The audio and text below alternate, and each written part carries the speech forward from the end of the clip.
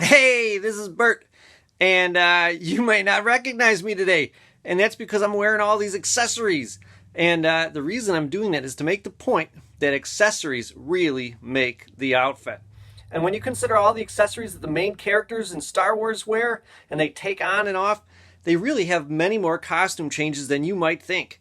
And with this series I'm starting today, I'm going to go over every minor costume change and which 3.75-inch action figure represents that particular outfit. Today, we're going to focus on all the Luke Skywalker outfits in the original trilogy.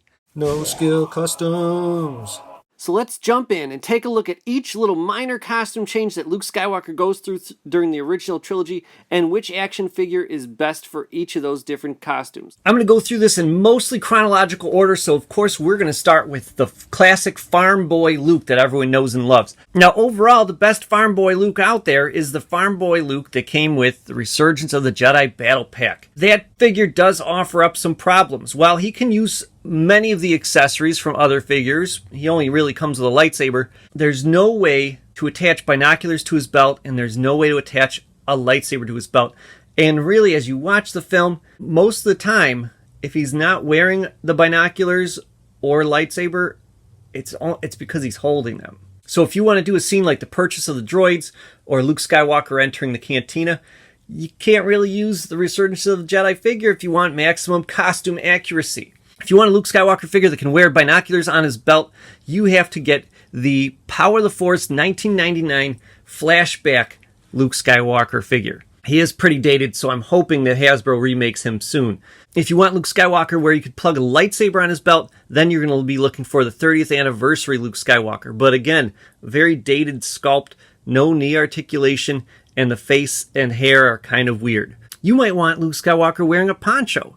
In the Saga collection from 2006, there was a Luke Skywalker figure, the Escape from Mos Eisley Luke Skywalker, who came with the poncho. So that's a great figure to get. And actually, he holds up pretty well. What about Luke Skywalker wearing his hat? Well, he didn't actually wear the hat in the movie. However, that flashback figure and the 2006 Escape from Mos Eisley Saga collection Luke Skywalker figure each come with the hat if you want to do some deleted scenes with Luke Skywalker. And since I've practically mentioned every other accessory that he holds, if you want him holding a T-16 Skyhopper like he did in his garage, you could get the Comtech 1999 Luke Skywalker. That figure also comes with the scraper that you can use to scrape the carbon scoring off of R2-D2 with. Although if you look closely in the movie, he is holding two different scrapers and you only get one, but it's the one that he uses really. Then, while on the Millennium Falcon, Luke puts on the Blast Shield helmet.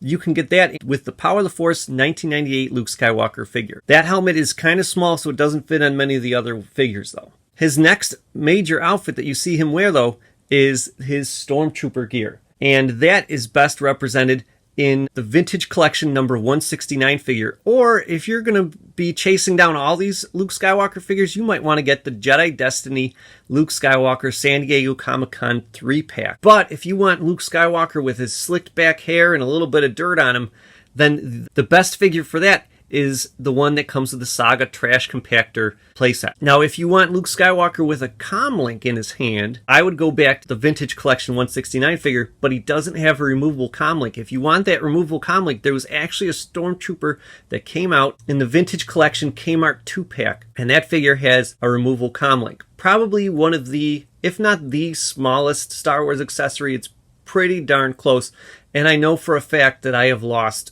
at least one comlink somewhere in this room. His next costume change, as he takes off the Stormtrooper gear, he does keep that belt. And so the best Luke Skywalker figure with the belt on is the Vintage Collection number 39. Still could use a photoreal face paint, maybe even a new sculpt. After that, he still has his Stormtrooper belt on when Han Solo asks him to help take out some TIE fighters as they escape the Death Star. You might not have noticed is that Luke Skywalker wears some headgear during that scene.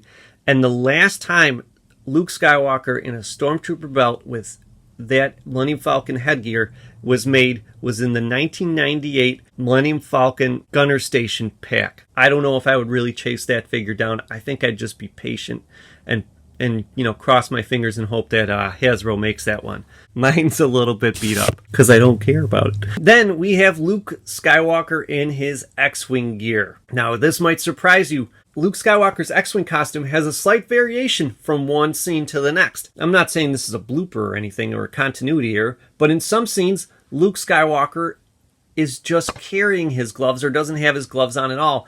And so if you want a Luke Skywalker figure in X-Wing gear without his gloves on, the last time a standard X-Wing fighter Luke Skywalker figure was made without his gloves was in 1978. I don't know that I particularly care to have a figure like that, but if that's important to you, that's how far back you go. And actually, when they made the San Diego Comic-Con smiling Luke Skywalker figure, he really should have his gloves off, because as he exits the X-Wing, he doesn't wear his gloves anymore. But you're probably looking for Luke Skywalker figure with the X-Wing gear, and the very best version of that is the Vintage Collection number 158 figure where he's wearing his gloves. And it was also in the Jedi Destiny 3-pack from the San Diego Comic-Con as well. Then the final outfit we see Luke Skywalker in is his ceremonial outfit. That comes in at Vintage Collection number 151.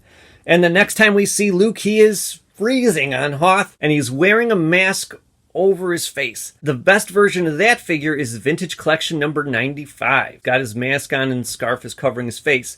He soon takes off his scarf thing that he's got on and puts his goggles up on top of his hat. The last time that figure was made, where he's got his goggles on the top of his hat, no mask, and no cuts on his face, because I'll get to that in a second, where he's got a clean, nice-looking face. The last time that was made was in 1997, with a Luke Skywalker with Tauntaun figure. They did make a really nice Black Series 3.75-inch Luke Skywalker Hoth gear figure, and that figure, he's got the goggles up on the top of his hat, but he's got scratches on his face. And to be honest with you, him having the goggles on his hat and scratches on his face maybe is a fraction of a second in that movie, because his face looks great, then the Wampa comes, knocks his goggles off and scrapes his face at the same time. What is that? A split second. That Black Series figure is really actually accurate. When he's being dragged by the Wampa and when he's hanging upside down, you're going to want a Luke Skywalker figure where the scarf is movable, and they just haven't done that recently. There is, however, a Luke Skywalker figure that does that pretty well,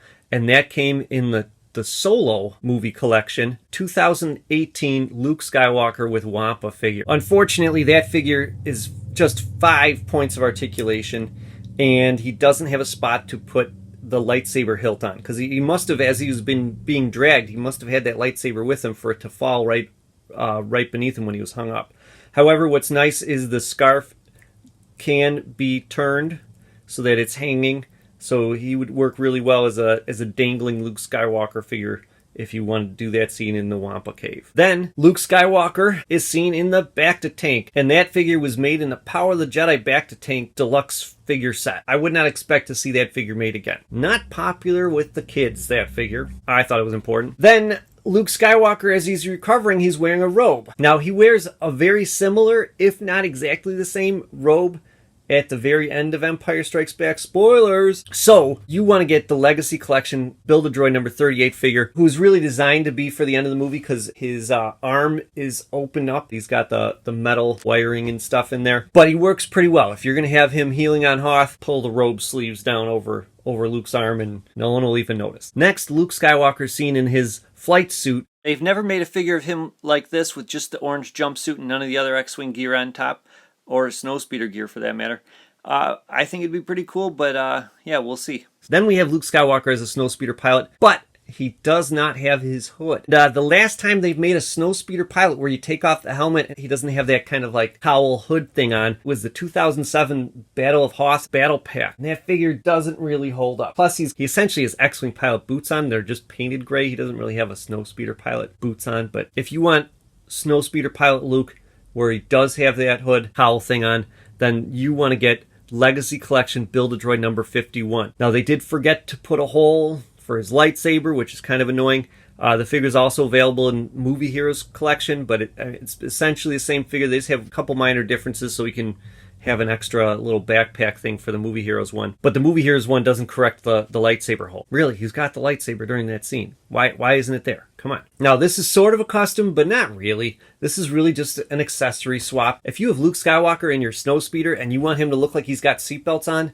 well, what Star Wars action figures come with seatbelts? The ATST Driver. Vintage Collection number 192 has those seatbelts. He was also available in Kmart 2-packs. If you're not familiar with this figure, the way you get the seatbelt off is by actually popping apart his torso. And then just kind of pull the seatbelt down off of his body. And you can actually do the same exact thing with Luke Skywalker. I've never seen anyone mention this, but I thought it was a pretty cool feature. You can pop his torso in the same way. Part that goes around his waist is a little bit tight, but I managed to make it work. So it's a pretty cool look. It's great for Luke Skywalker in the Snowspeeder itself. You know, if you want to be that accurate for something, you know, that can only be seen through a windshield.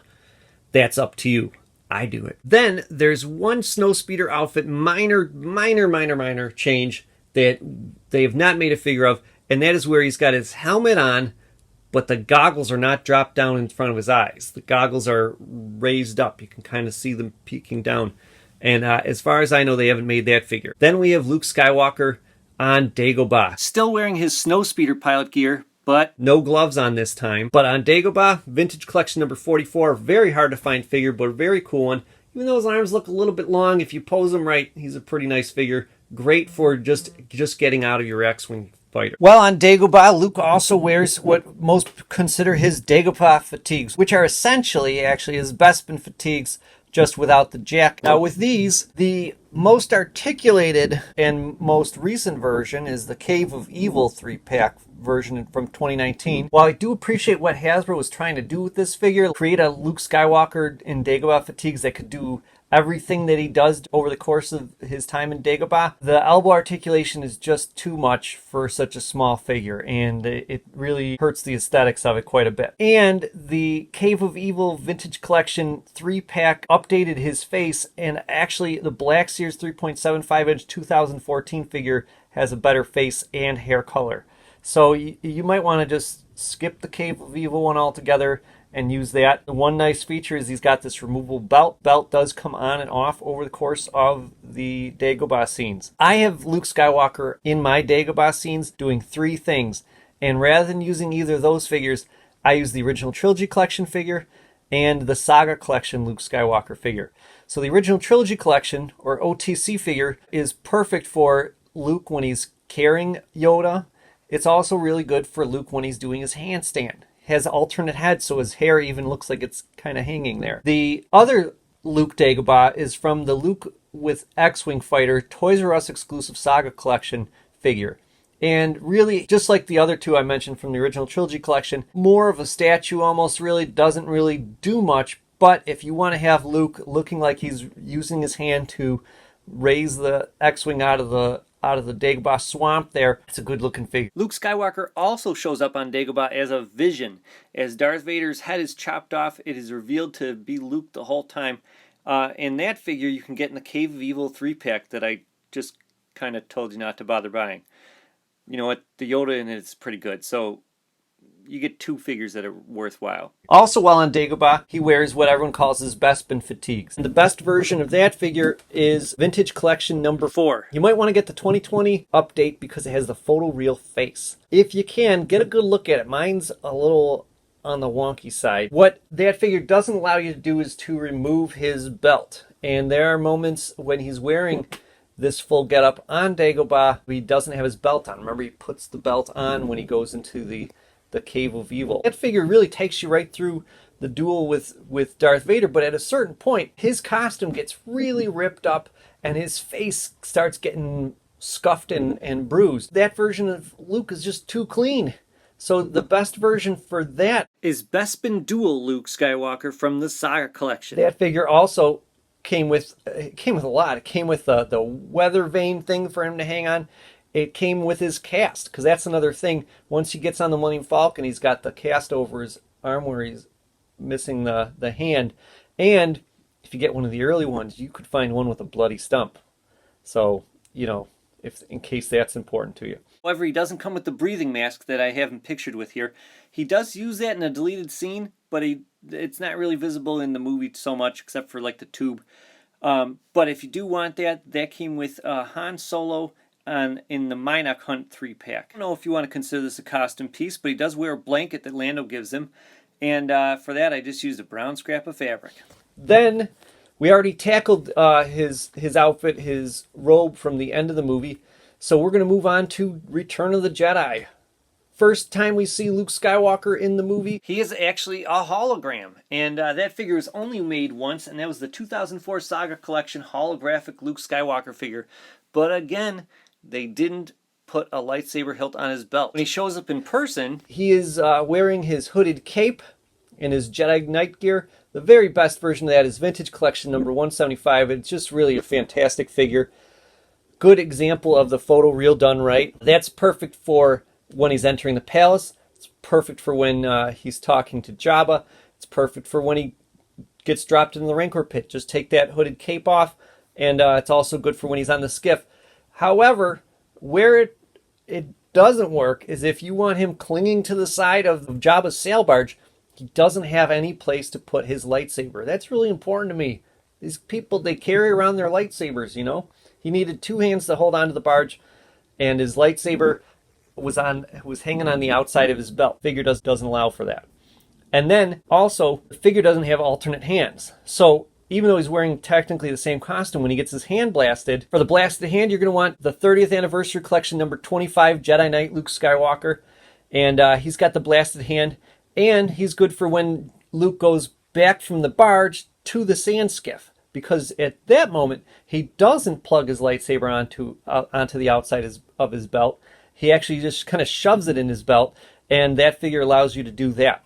So it's kind of a cool feature that not a lot of people know about. Then, after he's blown up the sail barge, we see Luke Skywalker in his X-Wing.